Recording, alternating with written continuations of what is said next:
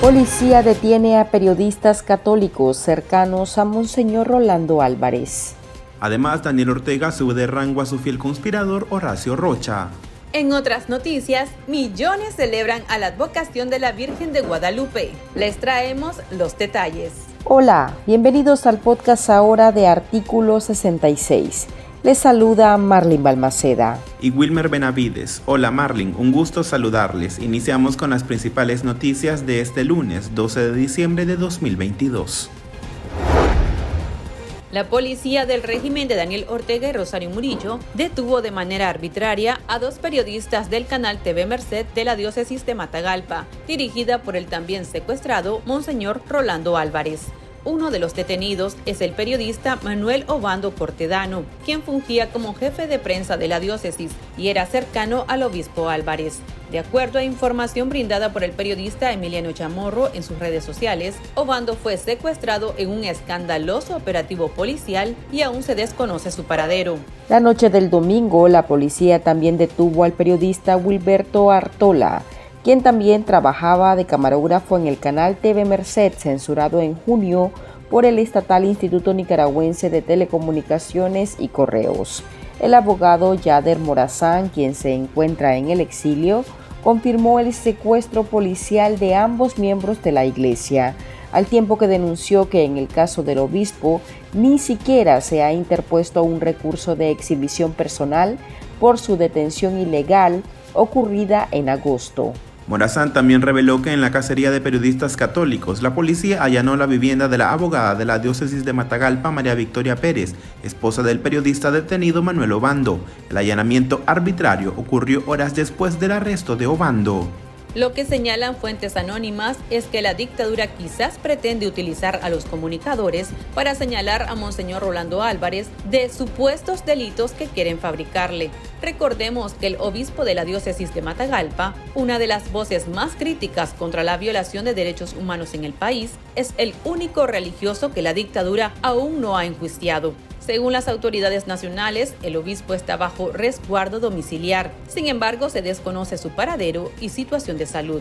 La persecución de los periodistas católicos encendió las alarmas en las asociaciones de comunicadores. Los miembros de la organización Periodistas y Comunicadores Independientes de Nicaragua condenaron enérgicamente los hechos y exigieron la liberación inmediata de los colegas, así como el cese de la persecución y hostigamiento estatal en contra del gremio. Pesín le recordó a Ortega que silenciando periodistas no se silencia la verdad. A la denuncia se sumó la directora de Fundamedios y miembro de la red Voces del Sur, Dagmatiel.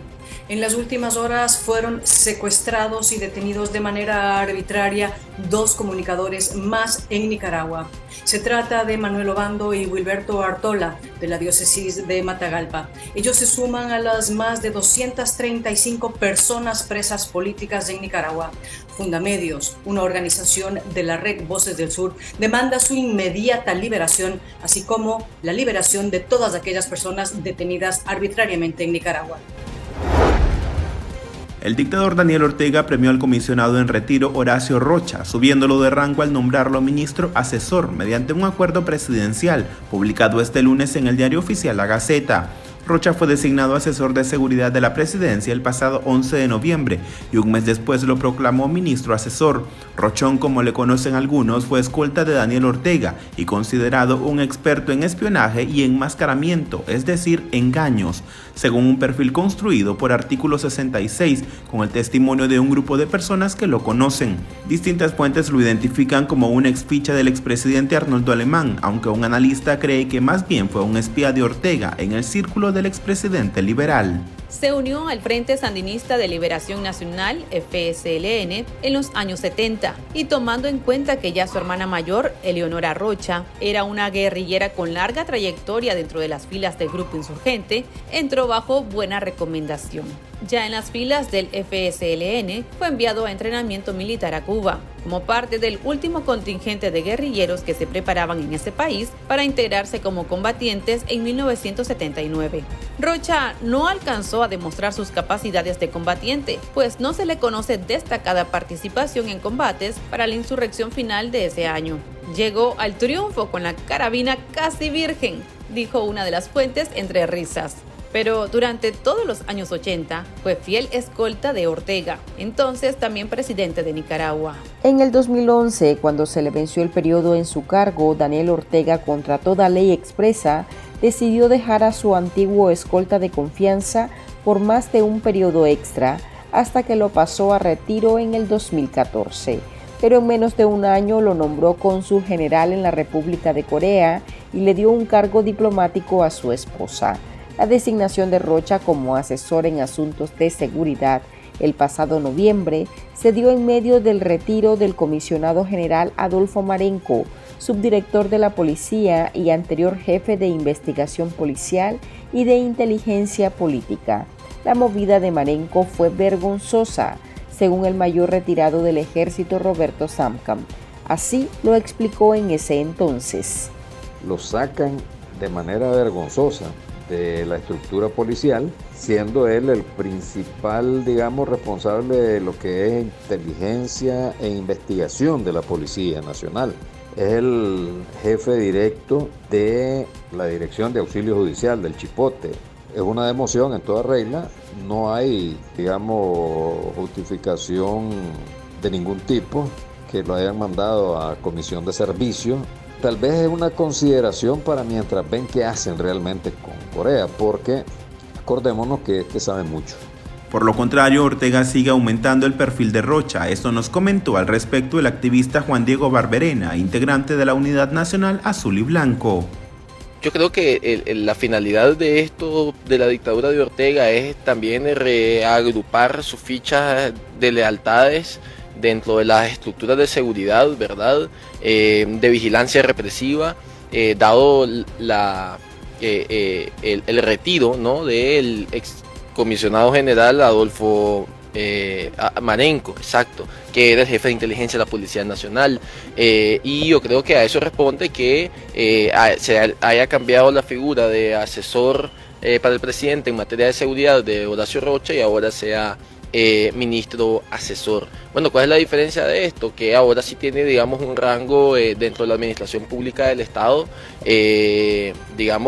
formalmente hablando, tiene una posición dentro de la administración pública que es ser ministro de Estado, a diferencia del cargo anterior que era solamente asesorar al presidente, ¿no? Es decir, ahora con este cargo de este nombramiento de ministro asesor tiene facultades determinadas por la ley, ¿no? Que habría que ver ahora con qué discrecionalidad le ejerce, pero sí creo yo que tiene una finalidad eminentemente represiva y de vigilancia dentro de la seguridad del Estado. ¿Y por qué esto? Porque toda la Policía Nacional está encaminada a contener todo tipo de manifestación política de la oposición en contra de la dictadura, y yo creo que este caso no es la excepción, ¿no? Cerca de 11 millones de peregrinos abarrotaron la Basílica de Guadalupe mexicana para rendirse a la Virgen sin restricción alguna, después de que las medidas sanitarias por el coronavirus limitaran en años anteriores la devoción por la Madre de México. Fieles de todos los rincones del país, así como extranjeros, se congregaron con motivo del Día de Nuestra Señora de Guadalupe, que se celebra el 12 de diciembre para agradecerle a la Virgen sus dichas y pedir que interceda por sus familiares enfermos. Así lo manifestaron devotos a la agencia de noticias EFE. Es todo para nosotros, pues es la Madre de México y pues es nuestra Madre de todos. Con ella venimos a ver. Peregrinando como cada año, gracias a Dios, dándole gracias a la Virgen de Guadalupe por un año más de vida que nos permite estar en familia, ya que por estas situaciones de la pandemia, por la enfermedad, por infinidad de cosas, pues no toda la gente logró venir este año, un año más cumplido como nosotros, y gracias a Dios hoy tenemos la gracia de tener a mis gemelas con bien. Le doy gracias a mi Virgen de Guadalupe, que ya que ella me hizo el milagro para tener a mis gemelitas y a mi hija la mayor. El régimen de Daniel Ortega se prepara para llevar a los juzgados al sacerdote Óscar Benavides Dávila, párroco de la Iglesia Espíritu Santo de Mulucucú, municipio de la región autónoma de la costa Caribe Norte de Nicaragua. El juicio está programado para el 16 de enero. Benavides Dávila es señalado de supuestamente conspirar para cometer menoscabo a la integridad nacional y de propagar noticias falsas en un contexto de persecución religiosa en el país. Su caso estará a cargo de Nancy Aguirre Gudiel, quien programó el inicio del juicio para el próximo mes en el complejo judicial de la capital. La activista y defensora de derechos humanos, la nicaragüense Bianca Jagger, amadrinó a Monseñor Rolando Álvarez, obispo de la diócesis de Matagalpa, 9 sacerdotes y 2 seminaristas encarcelados por la dictadura de Daniel Ortega y Rosario Murillo. La acción de Jagger se da en el marco de la campaña Rompiendo Cadenas, apadrina a un preso político, impulsada por el Instituto Casla. Jagger, de origen nicaragüense, dio a conocer su colaboración a través de su cuenta de Twitter, señalando que Ortega le ha declarado la guerra a la Iglesia Católica. Y estas son otras noticias que usted también debería saber hoy. La familia de la presa política Soyen Barahona continúa demandando una llamada entre ella y su hijo, quienes no se han comunicado hace más de 18 meses por órdenes de la dictadura de Nicaragua. En un comunicado, los parientes de la presidenta de la Unión Democrática Renovadora, UNAMOS, explican que la activista lloró cuando el pasado 7 de diciembre recibió fotografías de su hijo y que una llamada entre madre e hijo les dará un tanto de confianza de que están aquí en este mundo y no solo en sus recuerdos. El menor de edad está fuera de Nicaragua a raíz de la detención de la opositora. La red regional Voces del Sur denunció en su reciente informe correspondiente a noviembre que las amenazas, persecución y medidas represivas continúan contra la prensa independiente de Nicaragua. El documento detalla que se documentaron 6 casos de violaciones a la libertad de prensa, 5 perpetrados en contra de periodistas y 1 contra un medio de comunicación. Voces del Sur conoció que en el mes de noviembre al menos 4 periodistas se vieron obligados al exilio ante la dificultad que existe en el país para ejercer el oficio. También registró 5 denuncias de amenazas y asedio por parte de agentes policiales y paraestatales, ocurridas en el periodo electoral de las votaciones municipales. El Centro de Información y Servicios de Asesoría en Salud con sede en Costa Rica presentó este lunes un análisis del impacto de los decretos presidenciales de Rodrigo Chávez en detrimento de los solicitantes de refugio. La preocupación de la organización se da luego que el 16 de noviembre el mandatario de Costa Rica, Rodrigo Chávez, anunciara que su país está tomando medidas para evitar que los migrantes económicos sigan usando el régimen de refugiados políticos para llegar a trabajar e instalarse en la nación centroamericana. Escuchemos a la directora de CISAS, Ana Quirós. Esta categoría especial es específicamente para las personas procedentes de Cuba, Venezuela y Nicaragua y se empezará a aplicar a partir del 1 de marzo de 2023. La trampa de este segundo decreto es que deben renunciar a la solicitud de refugio. Digo yo que es una trampa, porque si no les aceptan esa protección especial, quedarán en la más completa desprotección o improtección, o como sea que se diga.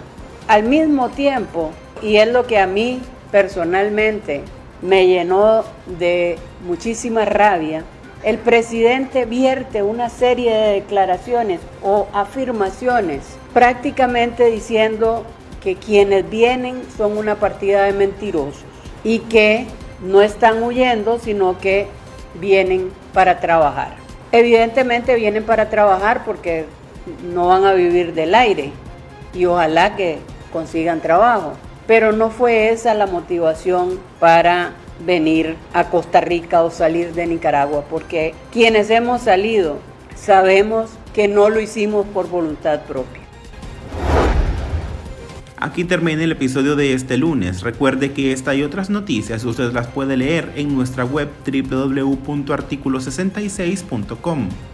También puede suscribirse a nuestro podcast y seguirnos en las redes sociales como Artículo 66 y en Twitter @Artículo 66Nica. Hasta la próxima.